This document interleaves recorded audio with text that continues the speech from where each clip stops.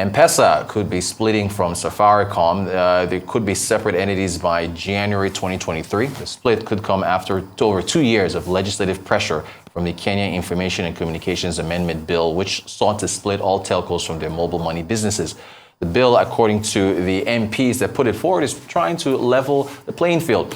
Joining us from Sweden, Erick Mokaya, who is the founder of Mwango Capital. Erick, good morning to you. No, good afternoon, I think, to you. Thank you so much for joining us. I wanted to start with this, the Standard Charter and the disabilities and the private sector.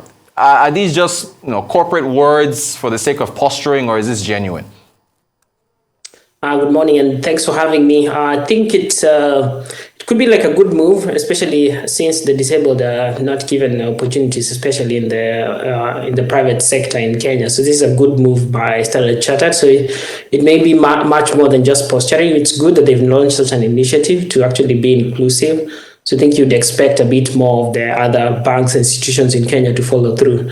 So I think what you see around the world is a world that is becoming more geared towards being equal in terms of opportunities afforded to many people. So I think this deliberate effort coming top down from the CEO is a good effort, and we hope it's not just mere words, but it will be seen in action in terms of perhaps the bank can also be giving regular updates in terms of how many people with disabilities they've actually employed and what kind of facilities are they given them and what kind of opportunities they have afforded them so that they can be able to take up more roles and responsibilities within the bank.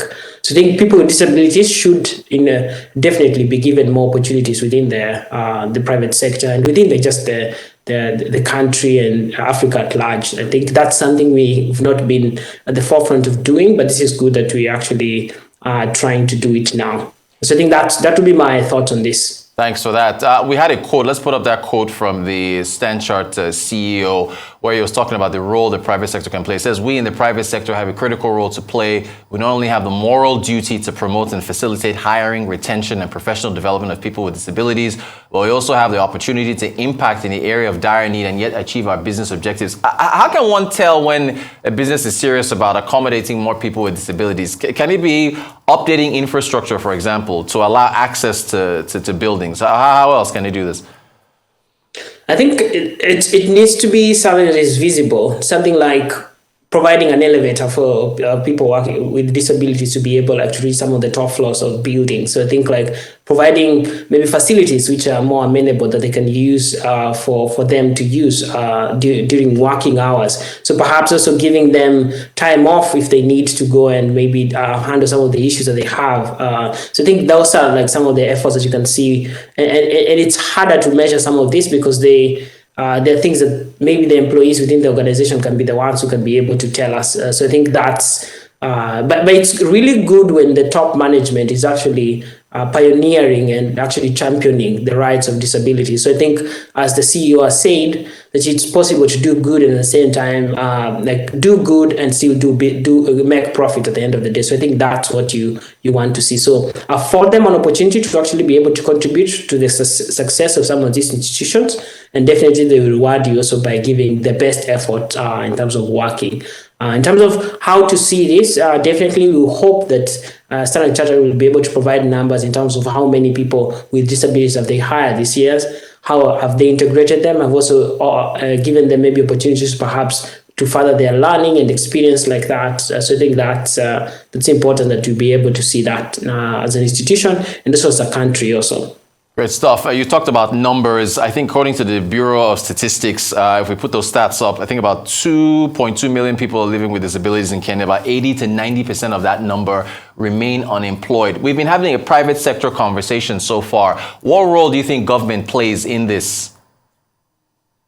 I think the government also plays a role by providing perhaps some sort of incentive for companies that actually take up people with disabilities, because it does require a little bit more effort from the organization, a little bit more resources. But I think if the government is able to provide an enabling environment for perhaps an encouragement, if you hire people with disabilities, we'll be able to give you this sort of a break here in terms of taxes or something like that. So I think that's something that the government can do. 80 to 90% unemployment rate is a bit disturbing to see, because these are people who are able and want to contribute to society. It's not their own fault that they are in these situations, but I think most of them want to see themselves be responsible citizens and be contributing towards the growth of our country. So I think it's important that we see them also being given these opportunities. So perhaps the government can consider giving some incentives to more companies to come out like Standard Chartered and say that, hey, we want to hire people with disabilities. We'll give you a special process perhaps through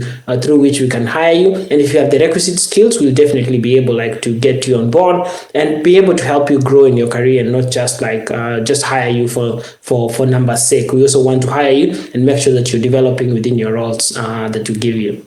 Thanks. I want to switch to Mpesa and Safaricom. This bill that's been put forward to split the entities. What do you make of it? Should that split happen?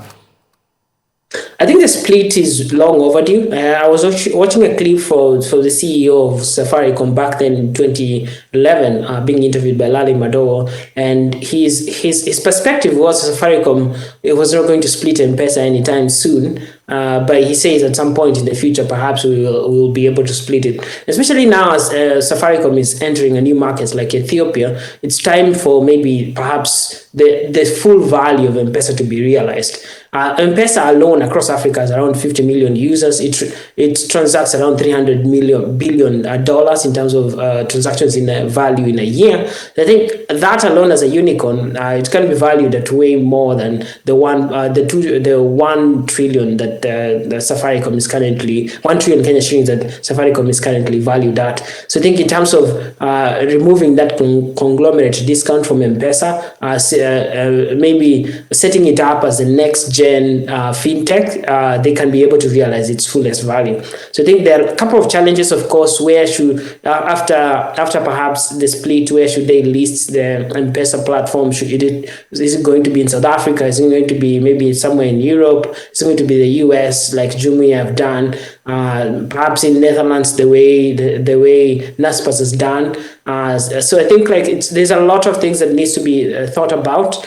And perhaps also the relationship that is going to be between Safaricom and M-Pesa after the split.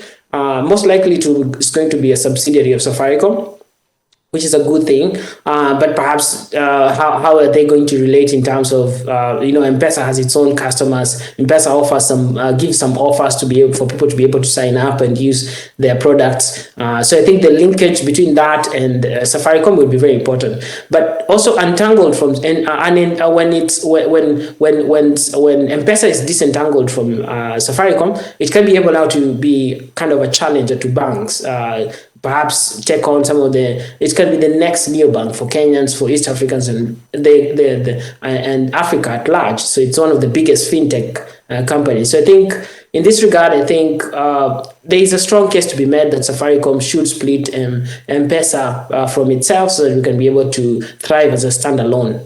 Excellent stuff. I want to talk agriculture and another Kenyan bank. What do you make? I believe that's Standard, actually, Equity Bank Kenya PLC. They're wanting to support farmers. What do you make of that move? So one thing is for sure, if you look at the stock market performance last week and for the past few weeks, the companies that are performing well are agricultural stocks. And the reason why they're performing well is because of the new government is definitely focused on making sure that agriculture is the mainstay of the economy. So I think they're very focused on agriculture. That's why one of the things they did when they came in is to offer fertilizer incentives to farmers so that they can be able to farm. So I think Equity Bank is being strategic here. It's playing the long game, looking at the present regime's focus on agriculture. So if they're going to do well in this new dispensation in the route of government, so I think it's going to be they're going to have to start thinking on ways to perhaps perhaps channel money towards the agricultural sector. So Equity is saying that they want to focus on agriculture. That's a good thing. It's a positive thing for them and for the economy at large, because we really need to focus ourselves on becoming self-sufficient in terms of agriculture, given the amount of arable land that we have.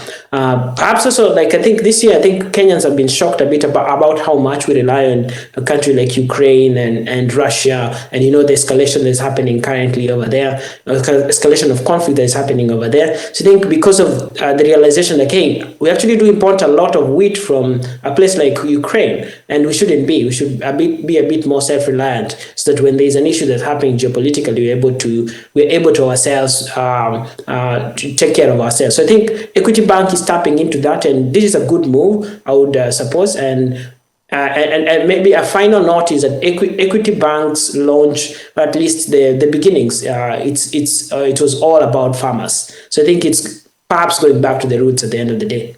All right, and is finance from a bank enough? Maybe I'm repeating a question from earlier with the Disabilities and Standard Charter and the government. I guess on the government side, how for instance, do you get farmers to make the upward movement from smallholder level to more closer to industrial or a larger size? I think that's a challenge for the current government. I think they're thinking about consolidating some of the small scale farmers, so they can be able to produce a bit more.